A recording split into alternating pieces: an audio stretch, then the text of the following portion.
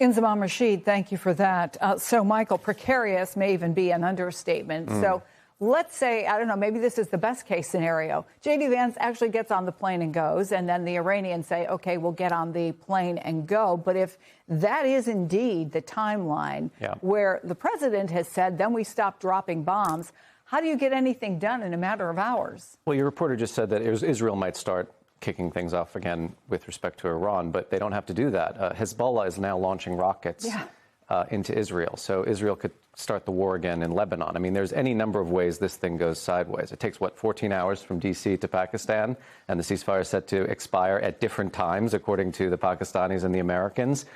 Trump seems to be very cavalier. I have all the time in the world. We're rearming. We can start destroying power plants and bridges all over again. He doesn't really want that, though. I mean, all the telegraphing that he's been doing lately is he wants to wrap this thing up, right? But nor can he afford to get a deal that is going to be kind of a busted flush. He put out a social media post the other day or yesterday saying this is going to be much better than the JCPOA, the deal that Obama negotiated with the Iranians, which, Trump has considered to be a terrible deal from the get-go. But, Vance's talk about a grand bargain with Iran, I got to be honest. I mean, you follow negotiations with geopolitical high-stakes negotiations all the time. There's nothing here that suggests anything like a grand bargain is in the offing. I mean, they don't even have the timetables right. You got, the vice president sat on the tarmac, not even on the tarmac, not even ready to go. The Iranians, according to the Wall Street Journal, said, we are not going to go to Pakistan until the naval blockade is lifted. I don't see Donald Trump doing that in advance of a conversation. Correct me if I'm wrong, but this all seems like heavy weather over very little at this point. Yeah, again, as I say, precarious may be the best case scenario. So, David, the Pentagon is asking Congress, in the middle of all this, for $30 billion to replenish supplies of missile interceptors. This is, of course, what is protecting U.S. bases from all those Iranian attacks. Tell us about these asks. So just today, the Pentagon has asked for the largest increase in defense spending in the U.S. Year to year since World War II. It's extraordinary. The Pentagon was already spending about $900 billion last year. That's more than every defense budget of every country in the world combined. And now they want to increase it to $1.5 trillion. And a big chunk of that is drone warfare. And Julia Jess and I reported yesterday, much cheaper Iranian drones have done more damage to U.S. bases than the Pentagon has disclosed. We've heard this from members of Congress and other officials, that these cheap drones, the Shahed drones, have hit more bases and hit more aircraft across the Middle East than the Pentagon has made public.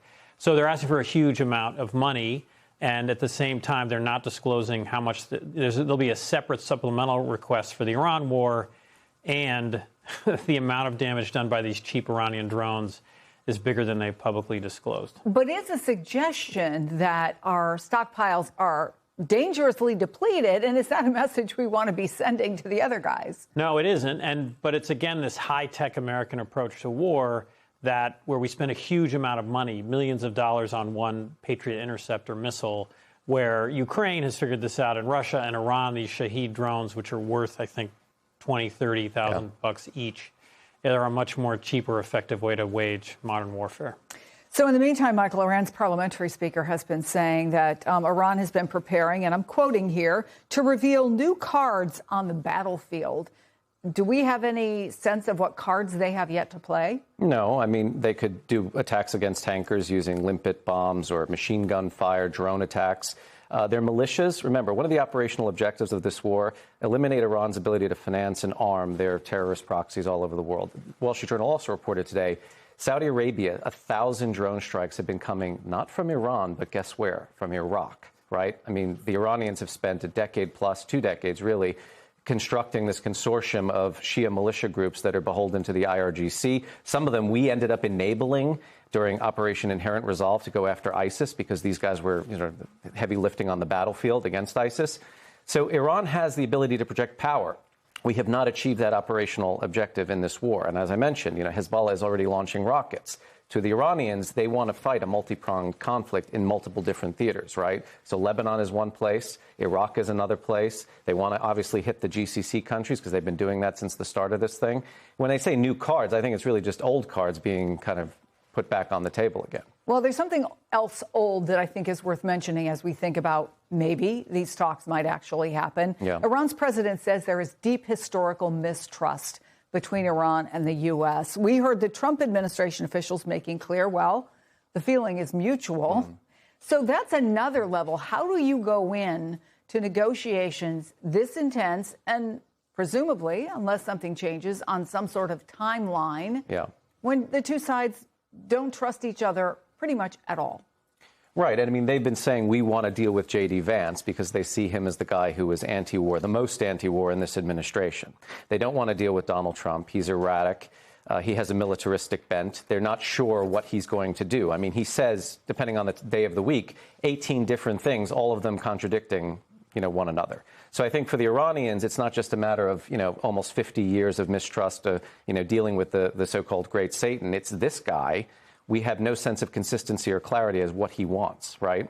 And I think that's part of his strategy. It's kind of a madman theory without the theory behind it. He's just acting like a madman and saying multiple things at any given moment because he wants to keep his adversary off balance. But the danger with that, of course, is they calculate, and I've said this from the start, this war for them is always going to be existential, right? The more that they think that the United States isn't serious or that we can't get to any kind of agreement, even if it's only to prolong a ceasefire, forget about a grand bargain, the more risk forward they're going to be. And that's when they start to unleash these militia groups and terrorist proxies. So I just got some new information. I'd like to get both of your reactions to it. And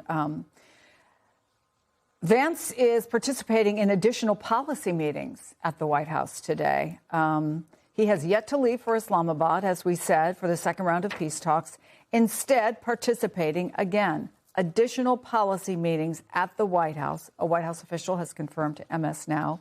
We have no idea how long those meetings are going to go on and how long it may be until he gets into a motorcade and goes and gets on a plane. Meetings about meetings. That's the phase we're at, right? What additional policy meeting might the White House prioritize over this? I can't think of anything, and this is a bad sign to state the obvious thing. And in terms of the time, like just talking about when the 2-week ceasefire ends, the Pakistani officials are right. It was we expected to be tonight, but it's President Trump himself who just announced on a social media post yesterday, I'm going to extend it till Wednesday night. And it is this madman theory and keeping, the Iranians, somehow, they're going to be unnerved by this. That strategy is not working. And, there was a great Wall Street Journal story this weekend where he said he drafted himself these tweets on the Easter tweet where he said, you guys are going to go to hell, and this strange use of the phrase, praise be to Allah. He did that himself without talking to his aides. The destruction of a civilization post, he did that himself without consulting with his aides. So the president's strategy, we just see it right now unfolding, does not appear to be working.